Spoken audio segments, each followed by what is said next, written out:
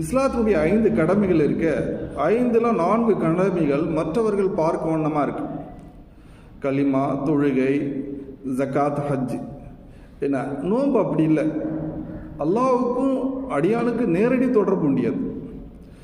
ஆகவே தான் நபிகள் நாயகம் ஸல்லல்லாஹு அலைஹி வஸல்லம் சொல்கிறாங்க, அல்லாஹ் சொல்வதாக, அஸ்ஸௌமுலி வானா அஜுஸ்பி, நோன்பு எனக்குரியது, அதற்கு நானே கூலி கொடுப்பேன். நேரடி கூலி. யார்? அல்லாஹ் நேரடியாக கொடுக்குறான். ஏன்னு சொன்னால் அவன் இச்சையை தவிர்த்து கொண்டான், என்ன குடி பானங்கள் எல்லாத்தையும் தவிர்த்து கொண்டான், எனக்காகவே தவிர்த்து கொண்டான். ஆம், நோன்பு வைத்தவர்கள் மறுமையில் அல்லாஹ்வை பார்க்கக்கூடிய பாக்கியம், அந்த சந்தோஷம் உண்டு.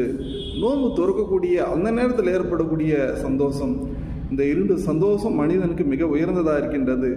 அடியானுக்கு நோன்பு வைக்கக்கூடிய இந்த அடியானுக்கு உயர்தரமான சொர்க்கத்தை நான் கொடுப்பேன். அதற்கு பேர் ரையான் என்று அல்லாஹ் சொல்வதாக நபிகள்